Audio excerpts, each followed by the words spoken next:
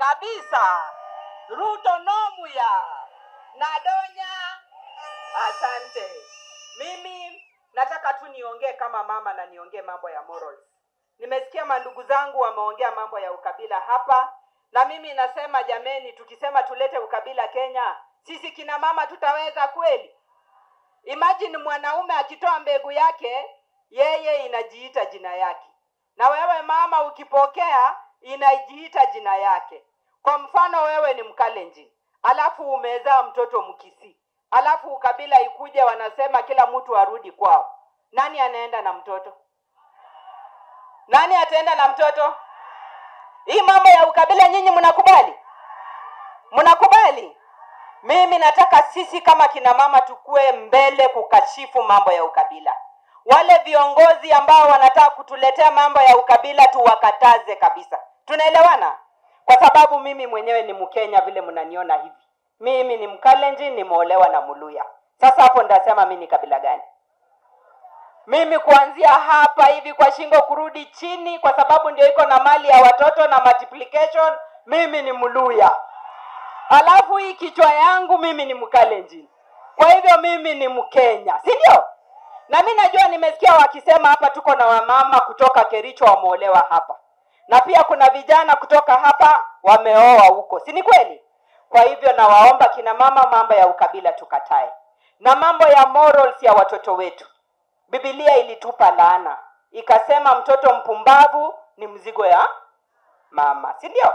Kwa hivyo leo hii sisi tukikubali watoto wetu watukosee heshima, wakosee viongozi heshima, wakosee majirani heshima. Muhenga alisema asiyefunzwa na mama yake hufunzwa na nani? Na anayejua uchungu wa mama ni nani? Kwa hivyo saa zile mama atakuwa mtoto wake anafunzwa na ulimwengu, huyo mama atakuwa anasikia kivipi? Si ni machungu ya ajabu? Kwa hivyo tuhakikishe ya kuwa hata maadili kwa watoto wetu tunayatilia maanani. Na nataka tu nimalize nikiongea mambo ya gender based violence. Wakati ule nilikuwa South Mogirango, nikauliza wamama huko kama bado wanapigwa, wakasema waliwacha.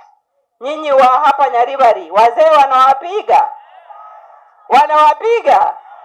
Lakini mimi nimeona kwa TV jana kuna mama ambaye alikuwa amepigwa, amekatwa na panga kwa kichwa. Nyinyi mliona?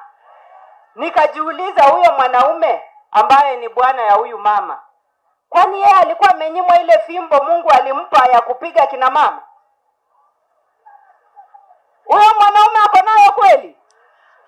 Ni kama hana, si ndio? Na kama alikuwa hana, si angesema jirani amsaidie jameni.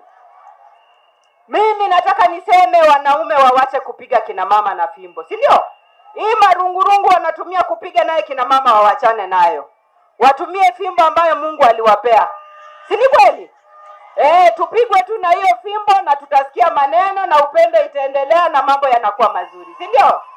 Kwa hayo mengi na machache, mkumbushe wazee wenu fimbo wanatakana wawapige nayo. Na nyinyi wanaume ambao mko hapa mnapiga wanawake na fimbo zingine hamkupewa na Mungu, tunasema mfanye nini? Ama tuwaombee ikatwe, si ndio? Haya sawa, Mungu amani awabariki sana. Baba wanje